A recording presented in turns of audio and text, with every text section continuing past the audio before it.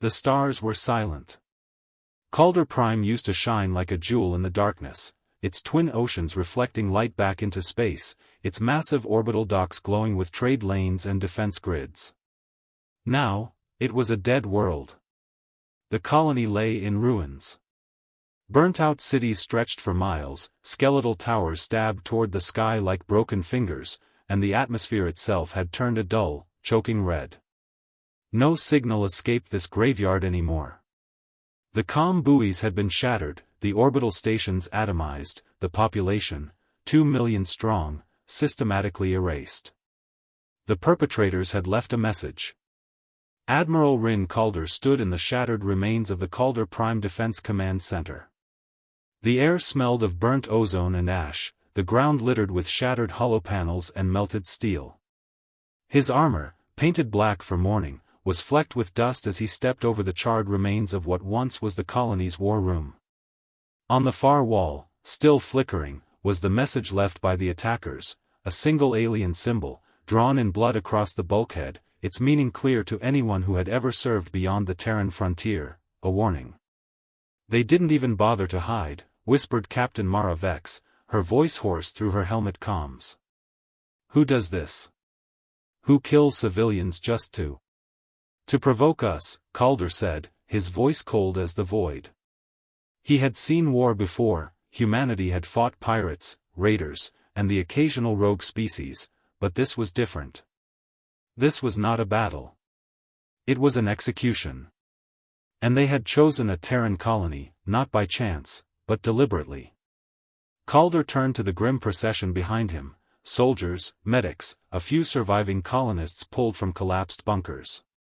They all looked to him for something, anything, that would make sense of the slaughter. "Get every recording, every sensor log," Calder ordered. "I want the names of every ship that was here. Every drive signature. Every trace. And send a priority Omega transmission to Earth." The soldiers saluted and scattered. Mara lingered, her hands clenched into fists. "Sir, do you think they know what's coming?" Calder's expression hardened. "They will," he said.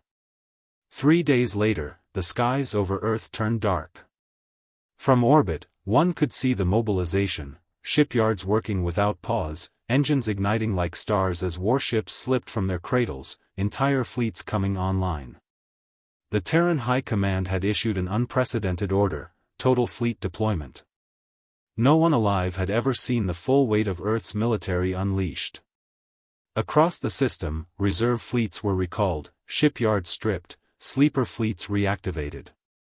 The lunar docks released entire flotillas, Mars turned its foundries toward rapid armament production, and from Jupiter's moons came the titanic dreadnoughts, silent giants waking from their deep maintenance slumber. In a single week, the Terran Republic assembled a force so massive it bent spacetime around its staging points, 700,000 warships. Admiral Rin Calder stood aboard the flagship TSS Vengeance, a vessel the size of a city, its armored hull gleaming black in the light of Sol. He watched as the tactical display filled with formation markers, carriers, cruisers, destroyers, and the towering Titan-class capital ships that served as the backbone of the fleet. This is more than a retaliation force," Mara murmured, standing beside him. Her usual sharpness had been replaced by awe. "This is a message," Calder said. "Earth will not let this go unanswered." The fleet's comm channels were a storm of orders, status checks, and final confirmations. Calder let it all wash over him, his hands clasped behind his back, his mind fixed on the single symbol burned into Calder Prime's wall.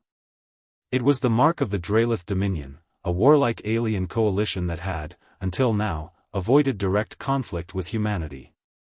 Their fleets had harassed border stations before, even struck at convoys, but this was something new. "They're testing us," Calder said quietly. "They think we'll hesitate." Mara looked at him. "Will we?" Calder turned to face the viewport, where Earth glimmered blue and white beneath the stars. His jaw tightened.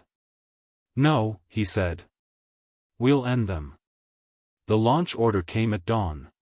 One by one, the 700,000 warships powered up their FTL drives. The fabric of space twisted and flared as the might of an entire species prepared to strike. Civilians across Earth gathered in cities and on colony worlds to watch the broadcast, a rare, live transmission authorized by High Command. "This is the Terran Republic," the voice of the Fleet Marshal boomed across every channel. "The massacre of Calder Prime will not go unanswered. We are not a people who kneel. We do not forget. And we do not forgive." The fleet surged forward in a synchronized burn, a sight so vast it made the stars themselves seem to move. From orbit, Earth appeared to exhale its fury into the galaxy. The first jump was always the hardest, space folded, and in a blink, they were gone. On the far side of the galaxy, Drelith fleets patrolled the border, their commanders smug in their victories. They had expected a response, a token retaliation, maybe a few dozen ships, perhaps a stern warning from Earth's diplomats. They were not prepared for what came next.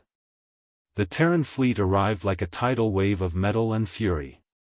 700,000 warships tore through hyperspace and emerged in perfect battle formation, an armada so large it eclipsed the light of nearby stars. For one breathless moment, the galaxy seemed to hold still. Then the first transmission went out, carried on every frequency, translated into every known tongue. "This is Admiral Rin Calder of the Terran Republic," the voice rang out across the void. "You massacred our people. You left their bones in the dust. Now we have come to take everything from you." On the bridge of the Vengeance, the crew waited for the enemy to respond. Across the system, Drelith ships scrambled, alarms blaring, command stations erupting in chaos. Calder's eyes narrowed. "Target every military installation," he ordered. "And prepare for war." The war drums of humanity began to beat. The silence lasted only a second. Then the stars erupted with fire. Drelith warships scrambled from their stations, engines flaring as they formed a defensive perimeter. Their commanders barked orders, trying to assemble coherent lines, but the Terran fleet was already moving, precise, relentless, overwhelming. Admiral Rin Calder stood in the center of the Vengeance's command deck, hands clasped behind his back as the tactical display filled with hostile contacts. The Drelith defense grid had activated, planetary shields, orbital guns, fighter swarms, but to Calder, it was nothing more than a target list. "Commence Phase 1, Calder said. On his order, 10,000 Terran carriers released their first wave. Space turned into a storm. Fighter craft, bombers, and gunships poured forth in shimmering clouds, their drives leaving streaks of blue-white light across the void. Each squadron was locked into Neuralink combat systems, controlled by pilots with reflexes sharpened by centuries of war doctrine. "Enemy flak batteries firing," Mara Vex reported. "Let them," Calder said. The first wave slammed into the Drelith perimeter like a hurricane, cutting through fighter screens and tearing apart gun platforms. Explosions bloomed in the darkness, their shockwaves lighting up the night sky of the planet below. Calder's voice was cold and steady. "All capital ships, advance." The Terran fleet moved as one.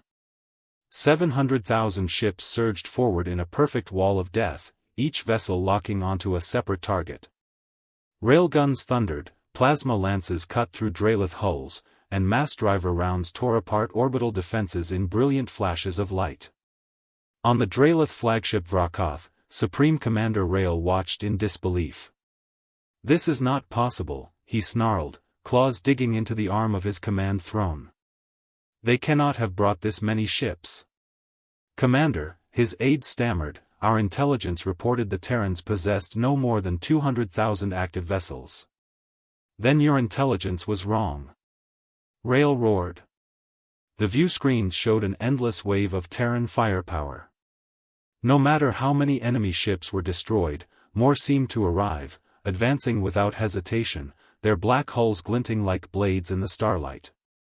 "This is extermination," one of his officers whispered. Rail's mandibles clicked in rage.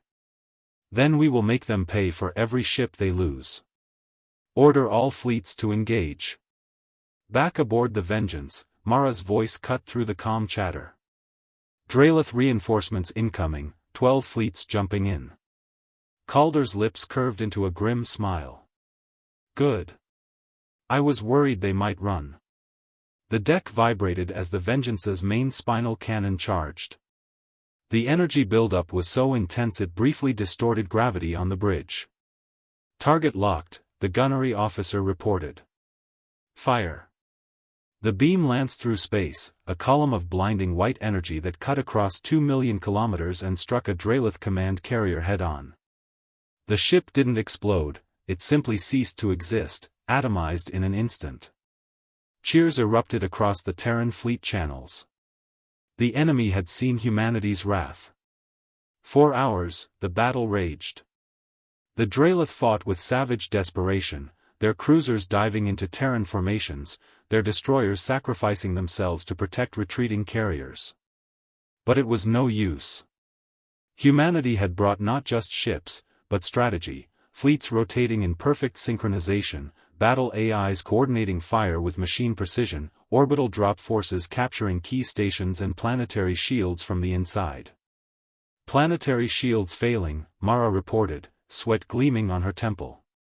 Deploy the hammer, Calder ordered. The hammer, a Terran siege formation, moved into position. Massive dreadnoughts fired in coordinated salvos, tearing open the last defensive grid. The planetary shields flared, struggled, and collapsed. Below, Draelith cities stared into the night sky as fire rained down. Calder's voice echoed through the fleet-wide channel. Begin precision strikes. Take out shipyards, command centers, and power nodes. Leave their cities dark and silent. Terran warships unleashed a barrage that lit up the planet's surface.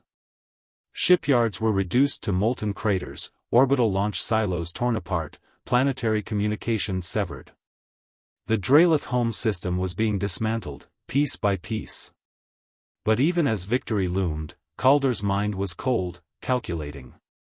He knew this was only the beginning. They'll rally, Mara said quietly, almost as if reading his thoughts. The Draelith dominion spans half a dozen sectors. This will bring their entire war machine down on us. I know, Calder replied. And that's exactly what I want. She stared at him. You want them to bring everything they have? Calder turned to face her, his expression grim. The only way this ends is if we break them completely. No border skirmishes. No uneasy truces. This war ends when the Dominion cannot fight anymore. Outside the viewport, the planet burned. Far across the galaxy, the Draelith High Council convened in emergency session. We underestimated them, one counselor hissed. They will destroy us if we do nothing, another said. We must call every fleet, every ship, every soldier. They will come for our core worlds next, Supreme Commander Rail growled. We must meet them there, or we will die here.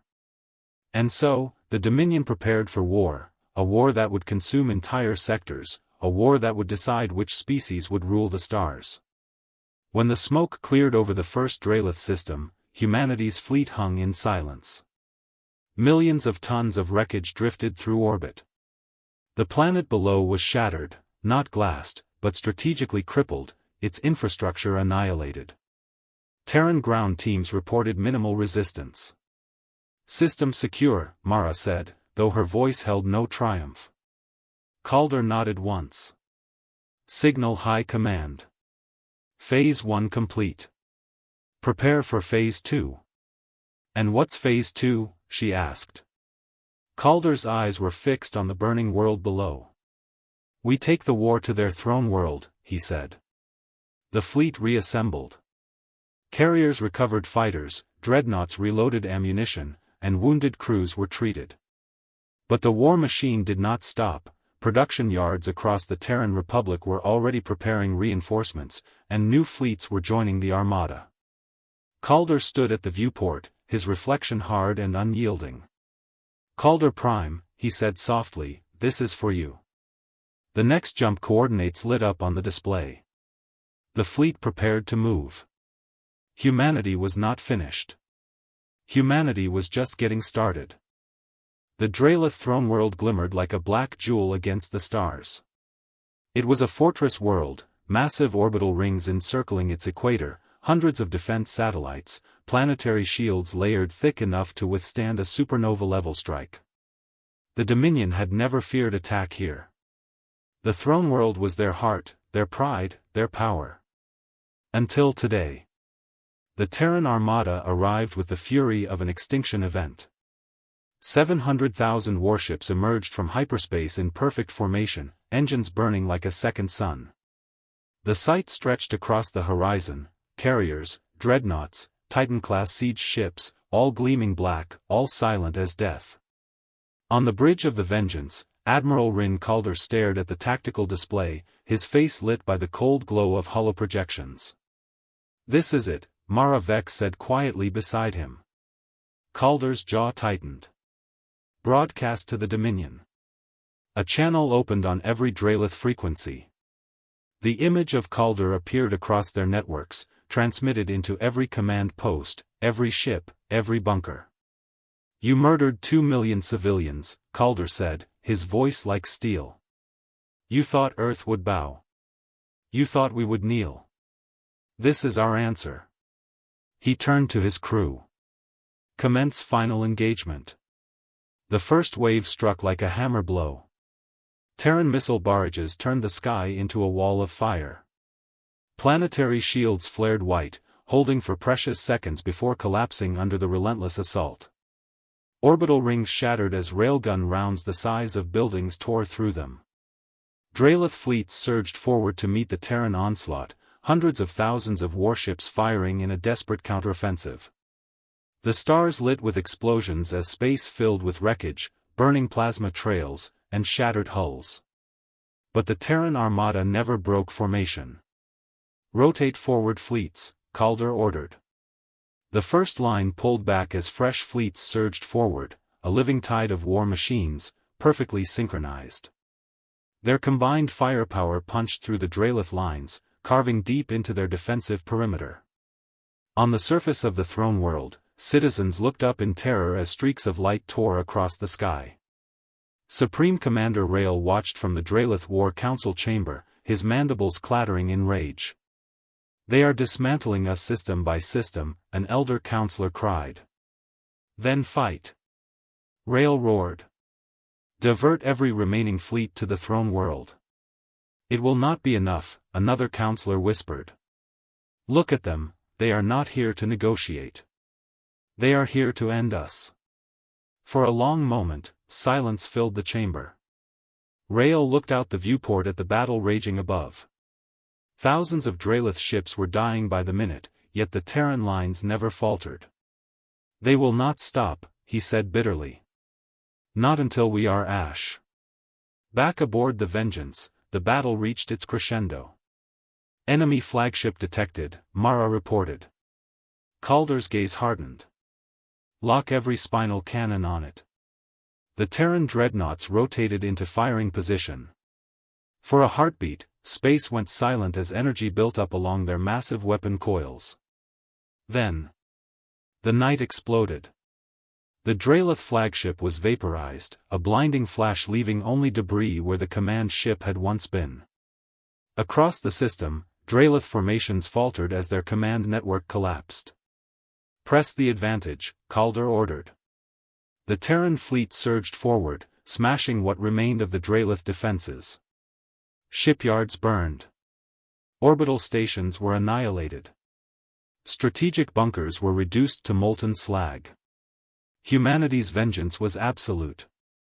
Finally, the Throneworld's planetary defense grid went offline. The planet lay exposed. "Ground teams report all major military installations neutralized," Mara said, her voice quieter now.